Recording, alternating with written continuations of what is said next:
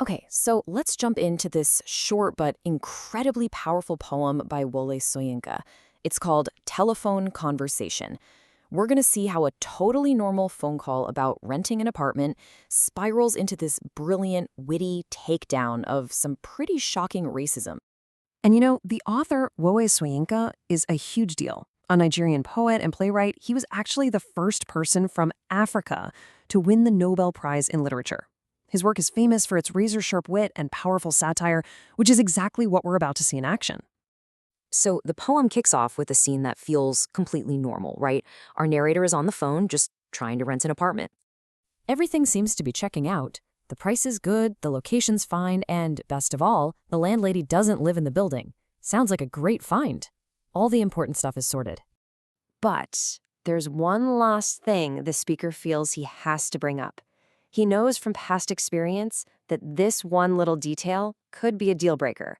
So, to avoid a totally wasted trip, he braces himself for what he calls a self-confession. And there it is. He just puts it out there, almost like a warning. I am African. He's not apologizing for who he is. Not at all.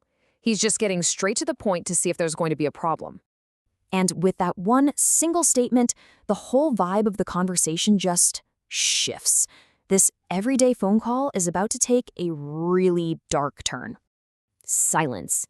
The poem literally just has the word silence. And you can feel it, can't you? It's not a comfortable pause. It's this heavy, loaded quiet coming through the phone. You can almost hear the gears turning in the landlady's head as her so-called good breeding starts to crack. This is such a brilliant way to paint a picture of her without ever seeing her. The voice is described as fake, distant, filtered through a fancy cigarette holder. It's the sound of politeness being used as a mask for something really ugly. And then she drops this, in all caps, how dark. Wow. It's not really a question, is it? It's just this crude, dehumanizing demand. All that fake politeness is gone, and this is what's left. The speaker is just floored. He can't believe what he's hearing. But the landlady, who he sarcastically calls considerate, just rephrases her awful question, are you dark or very light? So at this point, our narrator has a choice. He could get mad, he could hang up, but instead, he chooses a much, much more powerful weapon. His brain. He's about to turn her absurd question right back on her with some masterful satire. It's like a light bulb goes off for him. He realizes the only way to answer a question this ridiculous is to be equally ridiculous. By comparing his skin color to chocolate, he's totally mocking the idea of boiling a human being down to something you'd buy at a candy store.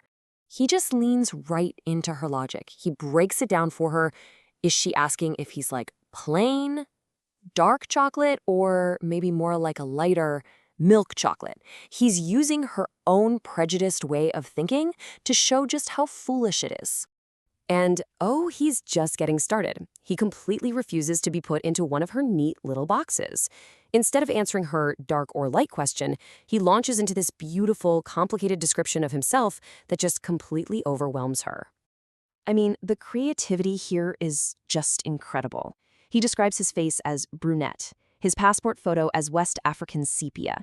He even jokes that the palms of his hands and the soles of his feet are peroxide blonde, and hilariously that sitting down has turned his bottom raven black.